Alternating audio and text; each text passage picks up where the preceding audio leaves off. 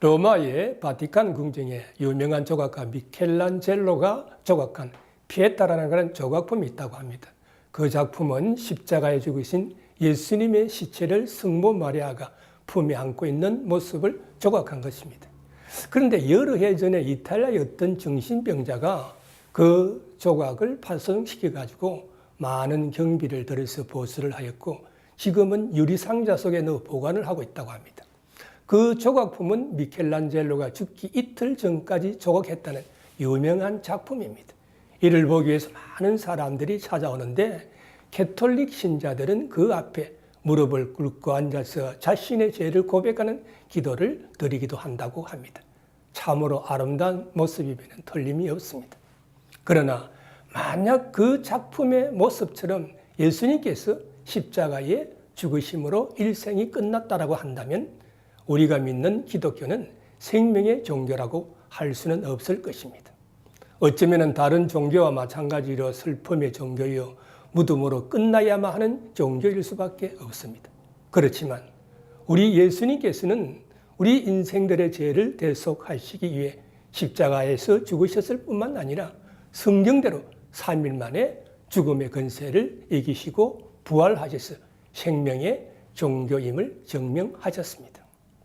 영국 옥스퍼드 대학의 역사학 교수였던 토마스 아놀드는 말하기를 나는 여러 해 동안 과거의 역사를 연구하고 그 사실을 조사하고 이에 대하여 기록한 문헌과 유물을 고정하여 그 사실 여부를 조사하여 오면서 발견한 것은 하나님께서 우리에게 주신 표적, 곧 예수 그리스도가 죽으셨다가 다시 살아나셨다는 사실보다 더 분명하고 완전히 이해할 수 있는 사실을 인류 역사에서 나는 보지 못하였다라고 하였습니다.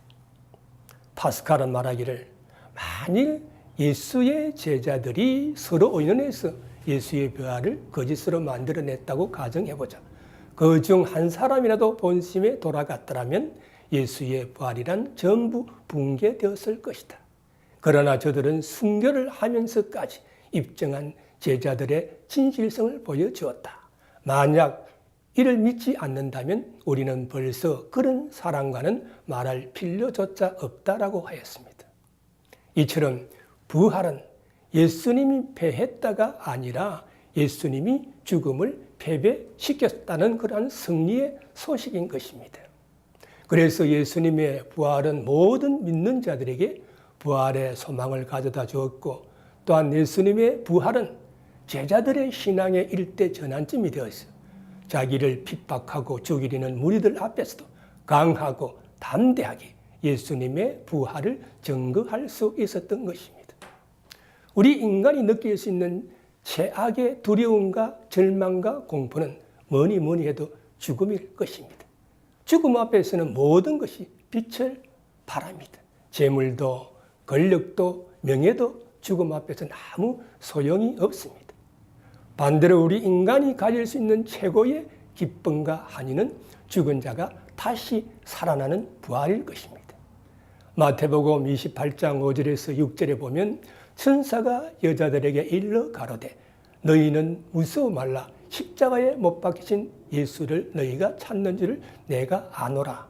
그가 여기 계시지 않고 그의 말씀대로 살아나셨느니라. 할렐루야. 예수님께서 십자가에 처형되시고 사흘 동안 무덤에 계셨던 그 시간은 예수님이 패했다는 소식으로 입과 입을 통하여 예루살렘과 갈릴리와 온 유대 지방에 퍼졌던 그러한 시간이었습니다. 그래서 제자들과 예수님을 따르던 사람들로 하여금 슬픔과 낙심에 빠지게 만들었습니다. 그러나 안식 후 첫날 미명, 즉 부활주일 새벽에 예수님을 따르던 막달라 마리아와 요한나 그리고 야고보의 모친 마리아가 예수님의 무덤을 보려고 왔는데 놀라운 일을 경험하게 됩니다. 큰 지진이 나면서 주의 천사가 하늘에서 내려와 예수님의 돌무덤에 앉아서 말씀하기를 십자가에 못 박히신 예수를 너희가 찾는 줄을 내가 아노라. 그가 여기 계시지 않고 그의 말씀대로 살아나셨느니라. 천사로부터 감격적인 소리를 듣고 이에 빈 무덤을 발견한 여인들과 제자들의 입을 통하여 예수님이 죽음을 패배시키고 부활하셨다는 소식이 전해지면서 새로운 생명이 움트는 새 역사의 부활의 아침이 밝아지게 되었습니다. 그러므로 예수님의 부활은 우리에게 큰 기쁨과 한의를 줍니다. 낙심과 슬픔에 잠긴 제자들이 부활하신 예수님을 만나 뵙고는 가슴에 차고 넘치는 기쁨과 한의를 가지고 고난과 한난 중에도 예수님의 부활을 증거하였던 것입니다. 예수님의 부활은 우리에게 또한 소망을 줍니다.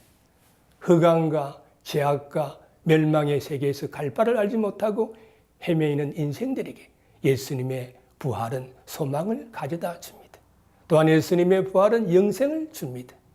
인류가 소망하는 영생은 예수 그리스도의 대속의 죽으심과 육체적인 부활을 믿음으로 주어지는 것입니다.